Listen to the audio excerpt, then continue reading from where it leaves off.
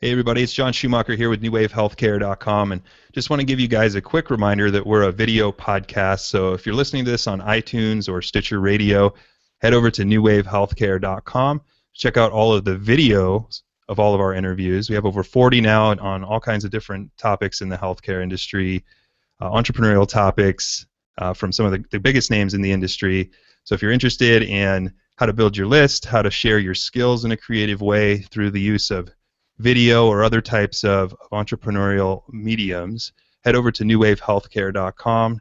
Check us out over there. We have all of our guests' resources and, again, contact information right there on their show notes pages. So head on over to newwavehealthcare.com to check it out. And let's see, I think that's it. Let's go ahead and get started with our interview today. Today my guest is Phil Strazzulla, who is the founder of LifeGuides, which could best be described as the Khan Academy for life. And Phil's going to explain that in just a second. So today we're going to be chatting a little bit about one of my favorite topics, and that's video. I think video is one of the most powerful ways for you to share your story and to get people to know, like, and trust you a whole lot better. So that'll be our theme of this discussion today. Phil's got a lot of knowledge on video. I have a little bit as well. So we're going to go back and forth and hopefully get some good value out of that. So Phil, thanks for coming on today and sharing a bit of your knowledge and time. Let's just have you start off by sharing a little bit about yourself personally, and then we'll jump into the discussion. Yeah, sure. Thanks, John. Thanks for having me on. I appreciate it. So I'm a Massachusetts guy, born and raised right outside of Boston. Spent some time in New York for college, and then working in venture capital, doing early stage software and internet investing and companies all over the world, and finished up MBA at Harvard and started LifeGuides. Pretty good description there, the Khan Academy for life. I guess what we try to do is take a given life event that could be something healthcare related, like chemotherapy, could be something more personal, moving to a new country, switching careers. And we basically try to find folks who have been there, done that, want to share their story, usually through video. We put those stories into a free online guide and make it available for users to use to help them save time, money, and stress as they go through that life event. Perfect, perfect. And you talked about using video a lot, and that'll be our kind of focus today. Phil, in your opinion, like, what are some of the best uses of video as far as why is it such a powerful medium for people to share their story on? I mean, you say you use it almost not exclusively, but it's a big part of your guides and how you're getting this content out to your listeners and to your readers. What is it about video, in your opinion, that makes it such a powerful tool? Yeah, I think there's something special about being able to look at somebody in the eye, read their facial expressions. I mean, this is how humans have interacted with each other since the beginning of time, and I think that there's a lot of intuition that goes into a conversation that helps build trust. And especially if you're trying to kind of put yourself out there and show who you are on the internet, you can hide behind a blog, you can hide behind other mediums, but video, you're basically putting yourself out there. You're saying, this is who I am as a person, and that tends to engender a lot of trust and goodwill with folks who view your content. So that's what we find it's most effective for personal stories, for things that are beyond just facts. We find that typically our users actually, if it's just kind of like facts or a checklist, they'd rather see it in text so they can read it real quick. But if it's something more in-depth, more personal, video is such a more powerful medium. Absolutely, yeah. And you said it perfect, man. You can't hide in a video. You know, your personality, your mannerisms. People get to know, like, and trust you just a whole lot faster when they see you on video. So if you are looking to build an audience or create a following or get people to know that person who's on the video more, it's just the best way to do it. These other mediums have their place too, right? I mean, audio has its place for people on the go, right? I mean, people aren't going to watch a video while they're driving. At least I hope not. Maybe that's coming in the future. I don't know. I hope not. Self-driving cars. Oh, I know, right? So So audio has its place for people on the go, but video has its place as far as people having some time to sit down and really see either yourself or maybe a presentation you're doing on the video or whatever. And then, like you said, text has its place too for those people that have to do something really quick because they don't have time to watch a video, they don't have time to listen to an audio. So, but yeah, video, it brings in all the senses, right? It brings in all of your senses. You can see it, you can feel it a whole lot, and just a whole lot of a different level than any other medium, in my opinion. So definitely. Yeah, it's kind of interesting. It's almost like one of these next evolutions of the internet. I was talking to somebody who was the CEO of one of these highflying.com companies earlier in the week, and they were producing about 1,000 articles a day on their website, pretty well-known website. And basically, a lot of their contribution to these freelance authors was just that if you were on this website, you were legit. You were somebody who existed in the world. You probably had a credit card number. With social networks, it was another evolution of people having an identity, especially with LinkedIn, basically saying like, this is who I am, this is where I went to school, etc. And then I think with video, it's getting even closer to that human interaction. And it's especially interesting because you can get to that next level beyond just a picture and a bio pretty cheaply these days. With the proliferation of webcams, high quality video, even on your iPhone, it's a 13 megapixel camera with a pretty good microphone. It's pretty incredible. And in my opinion, this is kind of where things are going. And if you look at what Google's focusing on, and what a lot of other sites are focusing on, it's really optimizing around videos and showing users videos because they can be so much more powerful. Absolutely. And just think about where it's going with video too. I mean, think about Facebook or Google Plus or these platforms where, if you, instead of typing in a chat, you can get on a video with somebody really quick, or it's just heading that way, and it's only gonna get easier. And I mean, the tools that we have now are wonderful, but imagine where it's gonna be, in 5 years or 10 years, as far as how easy it's gonna be to use these mediums, and it's just gonna be the preferred way for most people to interact for any lengthy conversations. I think text might still have its place for like a quick drop or something, or you know what I mean, but video is just certainly going to get easier and easier on all these social profiles and everything. So in your opinion, Phil, I mean, how you got started doing videos? How did you get started, and what's the easiest way to kind of, if you're a beginner, to start jumping on the bandwagon here and getting started making videos? Yeah, so I think it depends a lot on your strategy. So you can create a video with your webcam and iMovie as long as you have some good lighting on your face, a low background noise, and you can either use earbuds or honestly even the built-in microphone's good enough to create some stuff, upload to YouTube. It's super easy. For us, our story, we got started doing a little bit of webcam and a little bit of a DSLR, and just basically going to folks' offices and interviewing them. We've since, because our strategy is to have a large volume of videos, we've actually used some third-party software, some APIs, to basically have a mechanism where we can turn on someone's webcam with a click of a button, and they can answer a question, and they can click stop, and that automatically uploads to our servers, and then is search engine optimized and put in a usable format for users.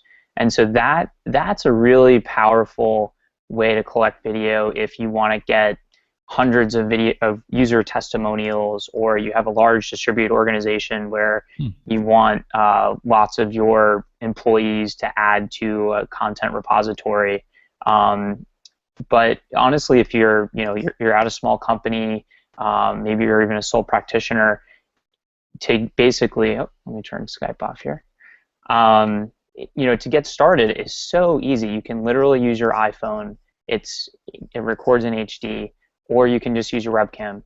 There's nothing else needed to get started, which makes it so powerful. Absolutely, yeah. So, and when you talked about the API, that's kind of interesting for a second here. I know that's probably not maybe the beginner level thing, but it's what are you using to do that? So you actually control the other person's webcam, and you help them do it for them basically, and capture that content, and then put it onto your channels, or how does that work? Yeah, so we wanted to make it as easy as possible for experts to create high quality content. And so we had to make a decision. Do we want to have people record stuff on their computer and maybe upload it to YouTube and send us a link? Or Right. do we want to just have it seamless on our platform? You click the question you want to answer, you click record, you click stop, and that's it. And so we went with the latter, and we're using camera tag. That's the name of the API. I think it's cameratag.com, and basically it's actually really surprising. So there's a bunch of ways to manipulate the camera through HTML5, etc. But most platforms are not very good. So YouTube has a good way to record videos and upload directly to YouTube.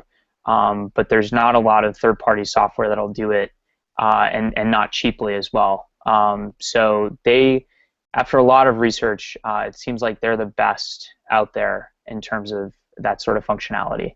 So Yeah. they'll actually let you have that on your website, and that's what you're saying, and then the person who's on your website who wants to contribute, they just go to your website and hit record and then talk into it, and then it saves it on your stuff. Is that what happens? Yeah, exactly. And they even have an option where you can upload a video, or you can get a text message sent to your phone and use your phone's video. It's really, really seamless, actually.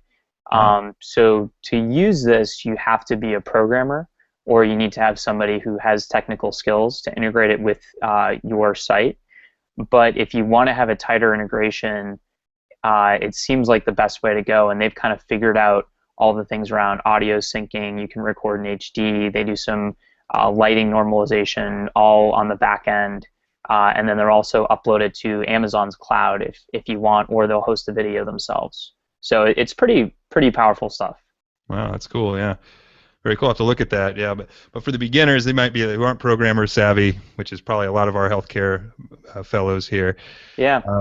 You don't have to start with obviously anything like that. Like Phil said, YouTube, you can just go to actually click on upload, and there's actually an option on YouTube. You can just record yourself right to your YouTube channel doing like a talking head video like this. Yep. Or you can just, like you say, you start with an iPhone. Literally, the new iPhone is amazing. I would recommend getting a stand or something if you're going to be shooting full body pictures of yourself. Or you can get what's called the monopod, which is like a little walking stick that you can have in front of you to take like photos while you're walking down the road from a distance from you. We just started using that. But really all you need is your iPhone or your webcam, like Phil said. And if you're going to do some full body videos, I'd get a stand, a really inexpensive stand, and get a little adapter piece, because you need your phone won't just sit on the stand. It needs a little bit of an adaptation. So I know one product that works well that we use is called the Glyph, which is GLIF.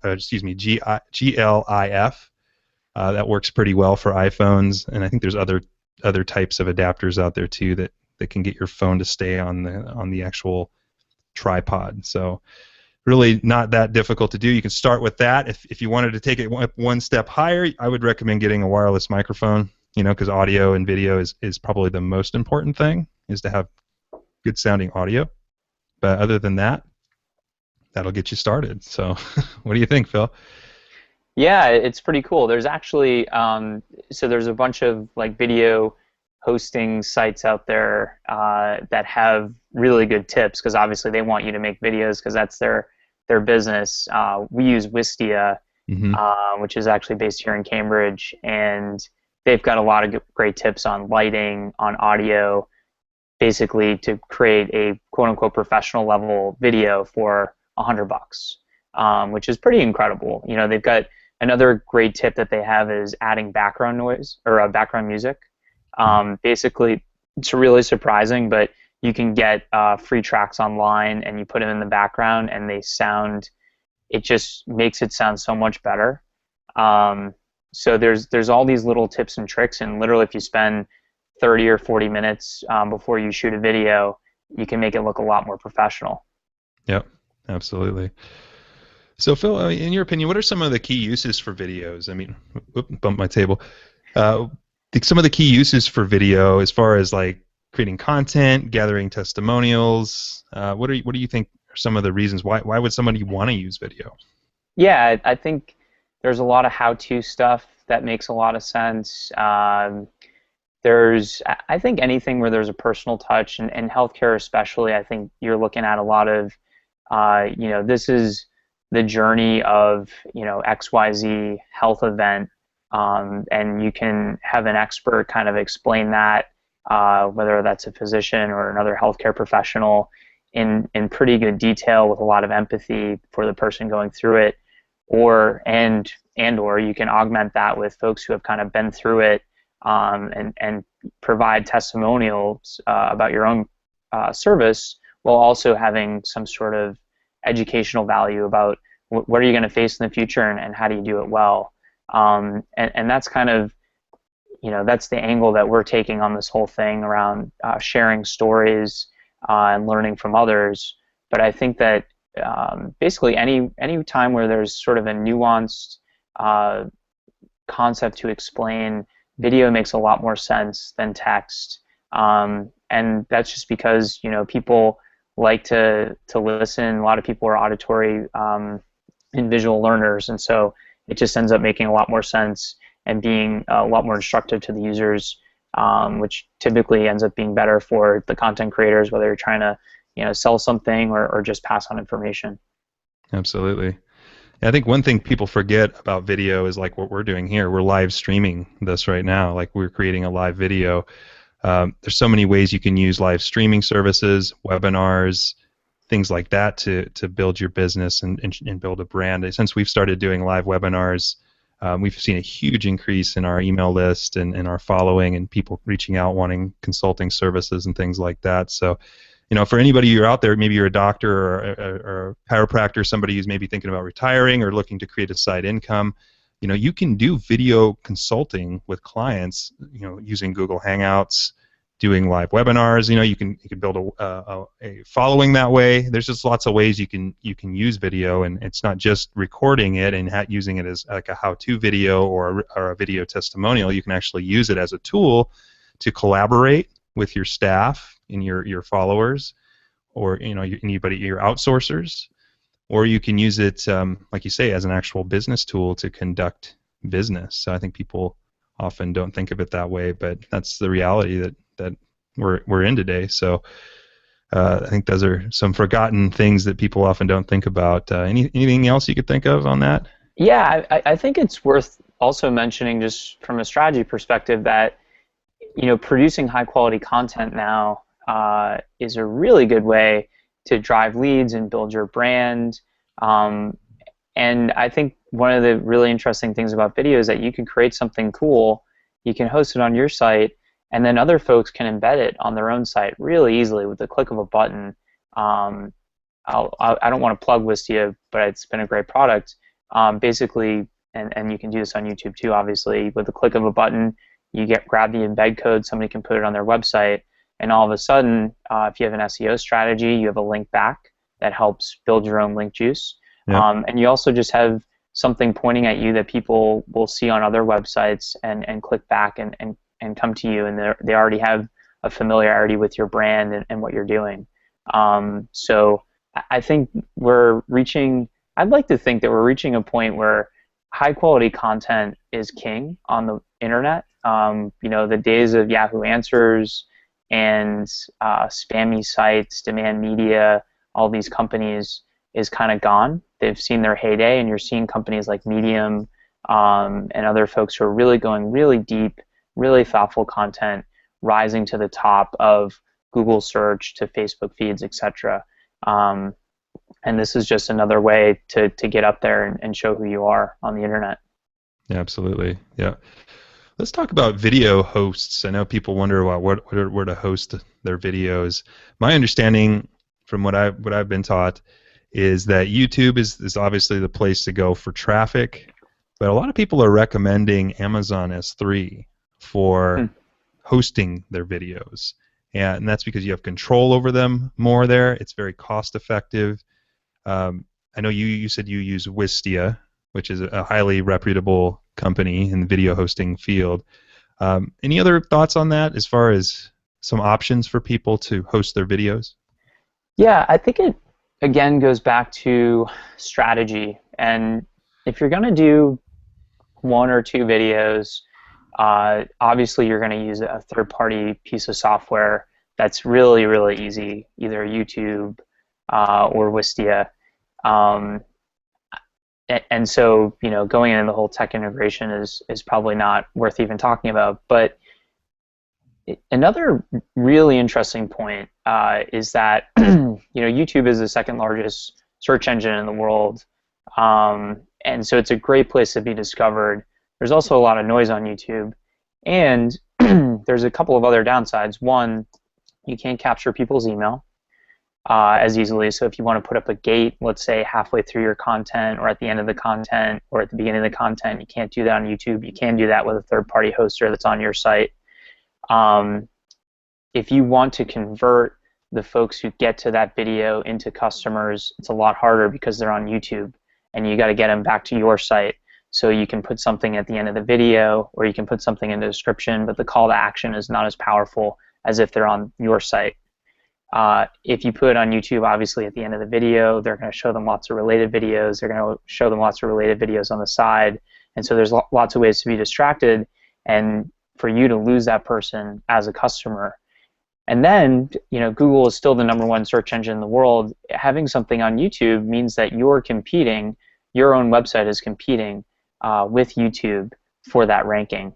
And Google actually, about a month ago, started taking rich snippets out of a lot of search results that aren't on YouTube and Hulu and a couple of other really marquee websites. And so I guess a rich snippet is basically if you type in something like, you can type in your browser right now, how to tie a tie, there'll probably be a Google search result that has a little thumbnail that this is a video. Mm-hmm. Those tend to convert a lot higher than the normal text search results.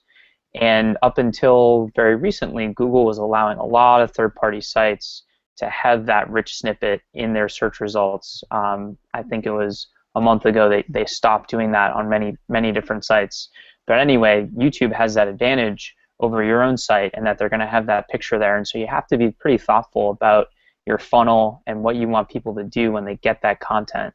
And so you might want to have folks view it on YouTube if it's something that you want to go viral and just maybe as a brand advertising thing. That probably makes a lot of sense if you just want to get views. But if you want to convert people, you want to keep them on your website, then it probably makes more sense to go with a third-party software that is just on your website.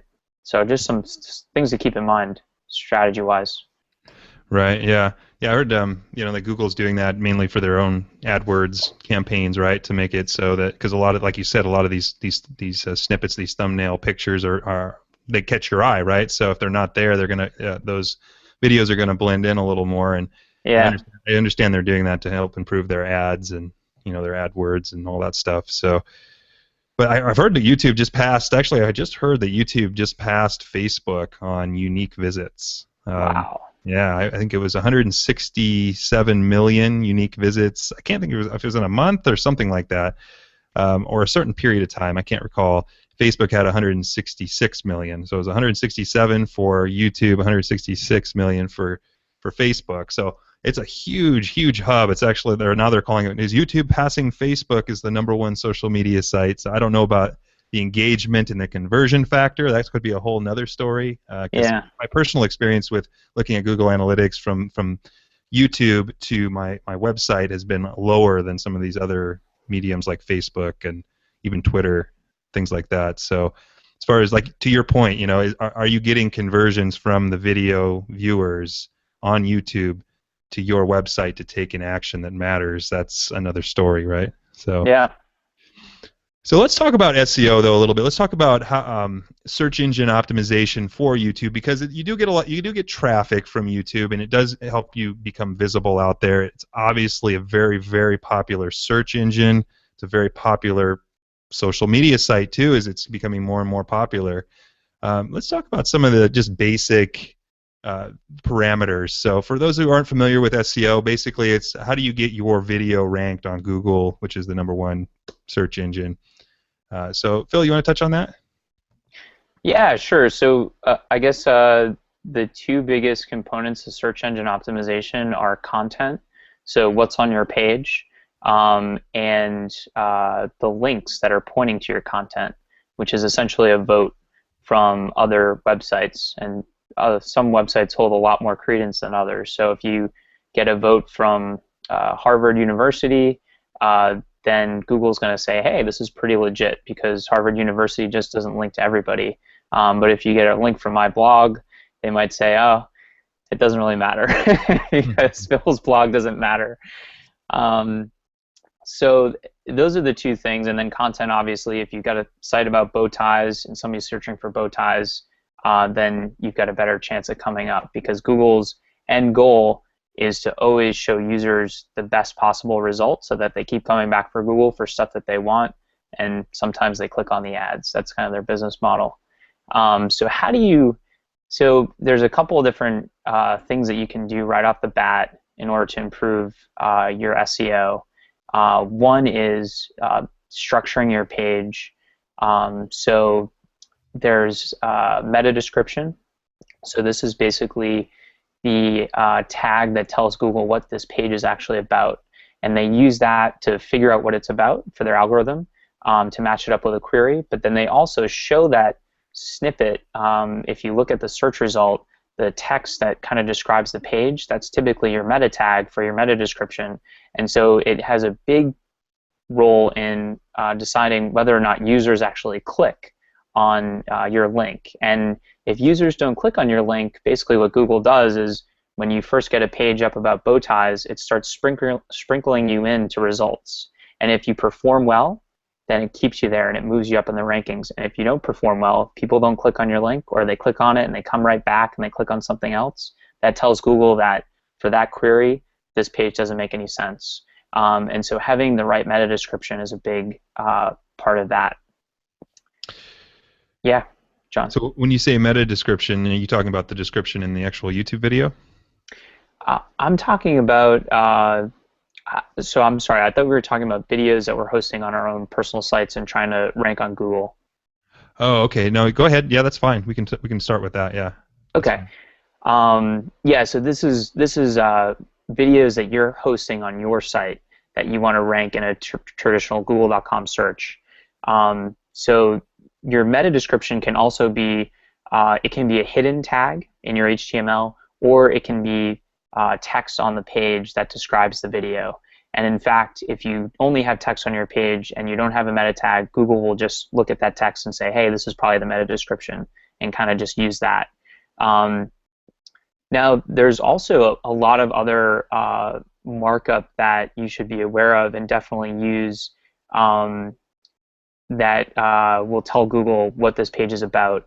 If you go to schema.org, they have all sorts of suggestions for how to tell Google that this is a video, how long the video is, where the thumbnail could be if they want to put you in a rich snippet, maybe who authored the video, description, things like that. If you use a third-party hoster like Awistia, there's a good chance that they'll do all this stuff automatically for you, so you don't have to worry about it. You don't have to mess around with getting into the code. But if you're somebody like me that maybe likes to get their hands dirty and wants to figure this stuff out, and also wants to have more than just a couple videos on your site, it's worth going to schema.org, really understanding what these tags are, how to use them, to make sure that search engines, and not just Google, because schema.org is across all different search engines, understand what your content is. And I think this is especially true with video because, if you write a blog post about bow ties, I don't know why I picked this example, but we're going to go back to it. If you write a blog post about bow ties, the crawlers are smart enough to figure out what this blog post is about. But if you've got a video about bow ties, they can't read it, they can't parse it, and so it's really up to you to provide the right metadata around the video in that page to tell the crawlers what it's about. And they figure that you're also using this data to tell users what it's about too. And what we found on our site is that there's a good chunk of users, maybe 20% or so, who just don't really like video that much. And so they will land on our page, and a lot of folks, for the reason that we mentioned earlier about empathy, about showing who you are, love the videos. They love that we have them. They find them really useful. But there's a lot of people who just want to kind of wham, bam, thank you, ma'am, get the information, and we want them to have a great experience too. And so having that description there helps the users and also helps the search engine traffic as well. Perfect. All right, sounds good. Yeah, that's some good stuff there, man. That's I didn't know some of that on the website video stuff. I'm more of more knowledge on the YouTube search engine stuff. That's why I was thinking that might be what we were chatting about. But yeah, that's good stuff. The meta description. So as far as actual YouTube SEO, I mean, I guess I could touch on that real quick. And for any of you who are looking to make YouTube videos and optimize those, I would start with obviously the title. When you edit a YouTube video, you're going to have a chance to put in a title and description and all that stuff. But when you do a title, make sure that your keyword, which is the word you want your YouTube and Google to find you on, is in the title, and it's the first few words in the title. Sometimes we'll put that in there twice to help with the search engines find that keyword better. Usually within the first 100 words of the description at least once. Down the list, we'll usually link up several other keywords that we find. So a good way we're finding keywords, Phil, I don't know if you could touch on this too, is literally just to go do a Google search. Just type in your keyword in a Google search, and Google will automatically auto-postulate a bunch of other related search terms right under that same term. And my understanding is those are some of the best search terms because Google recognizes that they're being searched for, and they pop them up as suggestions. So you can literally take those keywords and put them in the description of your video. And that helps with the SEO of your YouTube video as well. So longer. Yeah, another just to jump in, I think another cool tool that Google has is the AdWords keyword tool. Right. I think if you just Google keyword tool or something like that, it'll come up, and basically you can put in a query and Google will show you 100+ related keywords that you can use to figure out what you might want to target. Mm-hmm. And they'll also show you the competitiveness and the search volume, and so you can look for keywords that have relatively low competitiveness, relatively high volume, and you can actually export this to Excel. So if you wanted to, make up your own index and kind of rank all these things and say, okay, I'm going to go after the top 10 in chiropractic or whatever it may be, that's a pretty interesting way to get ideas about what people are searching out there for that maybe you could shed some light on. Absolutely, yeah. Yeah, that's a great tool. That's what we use. Another one people are using, I think, is called Keyword Samurai. I think you could probably Google that. It's a tool that a lot of my friends are using to do their keyword research. So that's another option. But yeah, the free Google AdWords tool, keyword tool is great as well. We've used that many times. What else is good to put in there? Definitely your tags. You want your tags to be in there, and then in the annotations, it's good to make a couple keywords in there. And the raw file, I think when you upload it, you're supposed to have the raw file be the keyword, so .mp4. So whatever your keyword is, if it's back pain, something or other, .mp4, that's a better file to have for your SEO juice on your YouTube videos. But there's a lot of tricks to it. We just touched on a couple there, but it's not as easy as it used to be. And I first started shooting YouTube videos in like 2010, I think. I have a couple videos that are ranked in the top of like certain search terms. Like if you Google sacrum pain, I have a video I think that's ranked in the top like 3 of like Google, and it's like the top video. It's like a little shaky iPhone video that my girlfriend was shooting of me showing a muscle energy technique for unlocking your sacrum a little bit. So it was, but it worked, and it ranked, and we got it optimized, and it shot up. So the stuff helps. It's not a home run. It's not like if you optimize your video, it's going to go viral and take off. I mean, it definitely helps, but you want to be sharing it, and you want to be, have a network that's following you and everything like that. So just because you optimize it doesn't mean it's a home run, in my opinion, right, Phil? Yeah, I think to create a viral video, so there are ways of manufacturing virality. They cost a little bit of money. They're probably not worth it. I think it's it's a tough strategy to try to bank on virality. I think that what you really should be going for is high quality content that the folks visiting your website are really going to enjoy, and you want to do these optimizations so that other people can find it. But to think that you're going to be the next kitten video, unfortunately, that's not the way society's going these days. So the real content. Sometimes it takes a little bit more time to gain momentum, but you gotta do these things right in order to get the most juice out of your work, basically. Right. Absolutely. So, all right, Phil. Well, I think that's pretty good. I think we shared a lot of good nuggets, and Yeah. appreciate you coming on and sharing what you know today here. So let's just wrap things up by having you share a little bit about where our viewers can find out more about you and what you're up to, and then we'll say goodbye. Yeah, sure. So the website is lifeguides.me. You can find us on Twitter, LifeGuidesMe. And basically, we're building this interesting repository of vetted mentors and experts who want to share their wisdom for life events, including healthcare life events. And so, if folks are interested in potentially creating a guide, we've got a pretty interesting video creation platform that's really easy to use, and you can reuse the video on your own site or other places. Nope. Hello, Phil.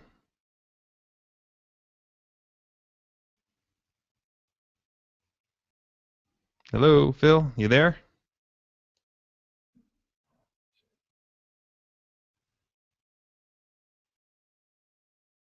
All right. Looks like we lost Phil there, everybody. So we're going to go ahead and end the interview today. That was a great discussion. Hey, And are you oh, still there? yeah, you cut out for a minute there. It looks like. Oh, okay. Sorry about that. All right, go ahead. Yeah, so I think you were sharing where you could find out a little more about you.